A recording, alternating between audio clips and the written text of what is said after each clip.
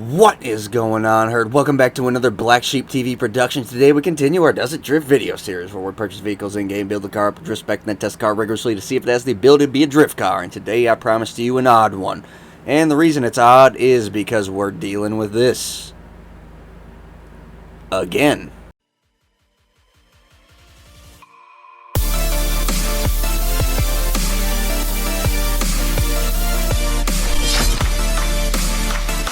Yes, we're in the Willard faction. If you watch back to the actual episode with the Willard faction, it's featured in the 20th episode, the best drift car, quote-unquote. The one thing I left open and never got a comment on as I asked for was what this thing acts like once you customize it, once you do the Benny's upgrade. And obviously you can tell where we're at here. We're pulling right into Benny's and we're going to do this thing, guys. I already own the engine, I already own all that stuff, so that should save me some money.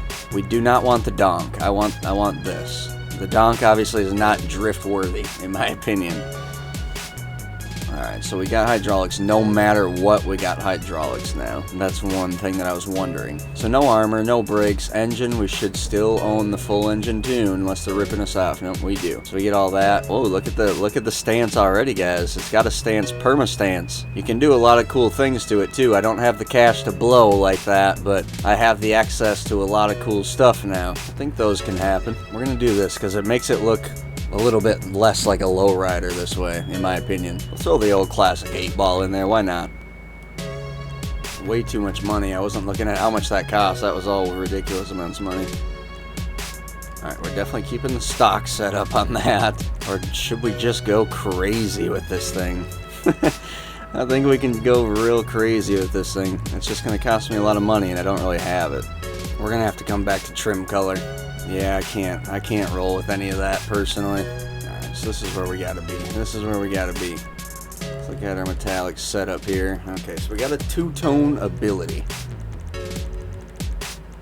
Drift cars are usually pretty crazy, so that's kind of what I'm thinking right now. But there's a bunch of colors I have in mind. Yeah, we're gonna go with those, just for the sake of running SUV compound. I've been kind of digging that lately. Thing is this is like it doesn't change the whole color of the whole wheel, and I'm not digging that. Alright, now this is what I'm kind of stuck on. I'm kind of bent. I think this looks better. Purple looks better in my opinion. And that's actually going to do it. There's not really anything else that I can do that's going to be too... I don't want to change the interior because the seats go all low rider style. Go with this one. Nice, cheap, affordable. I'm going to change that to the grenade. That looks cool. It just makes it look too much like a low rider. Alright guys, let's take her to the track. Alright, let's see what we got. We brought her to the LSIA, the Formula Drift Track, the Circle Formula Drift Track. Okay, so the big question on my mind, guys, is this thing going to stance as it normally did, as it once was? We're 50% done here. So we have stanced up, it is stanced normal, there is no smoke, we're looking good. That thing is, oh, did I lie? It's smoking, guys. It's smoking. Okay, it's smoking, okay. Okay, we don't play that game. I'm going to try to shoot it right back in here. I'm going to try to do it without shooting my car. Even with my broken controller. I didn't get a controller yet, so I'm still dealing with this broken controller. I definitely got it before the next event. But the next event isn't for a bit. Alright, so I kind of went at more of a forward angle than I normally would. And that lets me see inside. It's too aggressive. Too aggressive with that angle. Alright guys, we're having a little bit of trouble stancing this thing, but it's substantially user error. Yeah, that hurt. Oh, okay. Now you're being a son of a... I know I didn't shoot the tire there, so I'm just being too aggressive with the angle. The game doesn't like where I'm at, doesn't like that I'm shooting that close to the tire. Yeah, it will. Okay, alright. No smoke. Okay. I'm going normal on the back. No smoke. Alright, we finally got it. Took us a bit, but we got it. Alright, let's see what we got, guys. Alright, that's the traditional first lap that we don't feature because it was just completely terrible. Let's try it again, guys. Let's see if she can take the cake.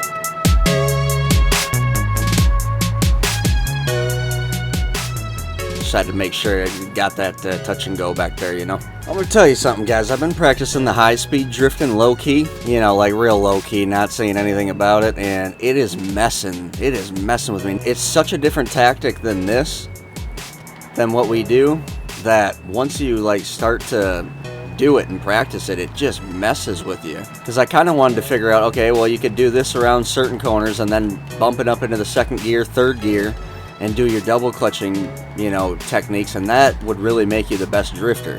If you could get really good at the drifting we do, and then get really good at the high-speed drifting and be able to correlate both of them together within a flick of a, you know, basically within the snap of your fingers. Does not work like that. There's so much letting off and resetting with the other one. They say you don't hit your e-brake. Well, that's BS, because you're definitely hitting your e-brake. You're just letting off the gas and the e-brake, and it's maybe about, you know, twice as less, but you're still doing it a lot. Let's get back to this video though.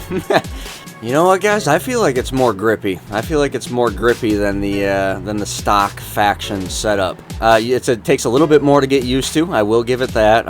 It feels a slight bit more grippy, and by that, the translation of what you're going to get on the track from that grippiness is the car wanting to straighten out quicker, and then therefore wanting to shift easier. So if you're diehard on having that purple or blue or yellow or crazy interior, or just an interior of your own, or maybe you want to make a lowrider looking drift car, well, guess what? You're going to have to do it. You're going to have to sacrifice it. And the car is still good. Don't get me wrong. I'm still pulling the drifts out now that I'm getting used to it. I mean, I don't know. It's been so long since I've drifted this beast.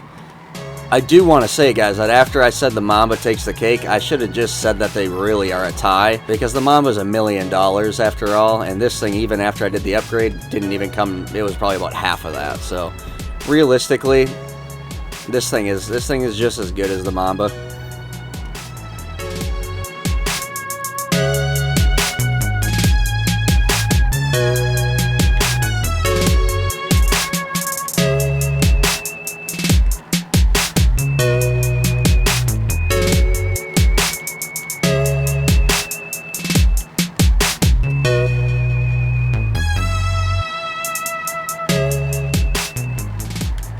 I got going pretty good on that lap. That was a pretty decent lap.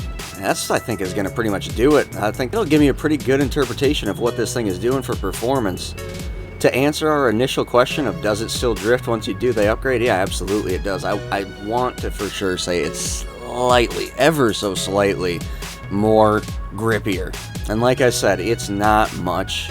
And to get a cool looking car, and it is in the muscle class still once you upgrade it, so if we do a muscle event, you can have the stock faction, you can still have your upgraded faction, and you can have all of them, from the Dominator, the Gauntlet, Saber, Stallion, all kinds of cars out there. So let's get into it. Cost on this thing.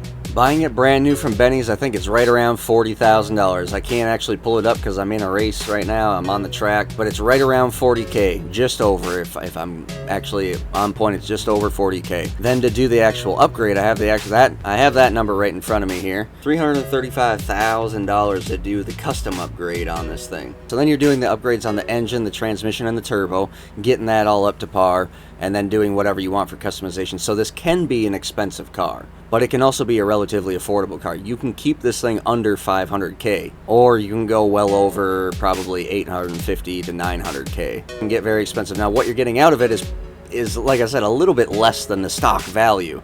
So I have to hit it there. Now, let's keep in mind, guys, I can't smash the hell out of this thing because it's a great drifter, okay?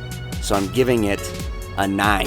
I'm only hitting it 1 point for that. You're still getting an absolutely phenomenal drift car for the price, and that's keeping in mind that you're putting everything into it. Driftability is phenomenal, guys. I'm not gonna hit it at all. It is a little grippier than its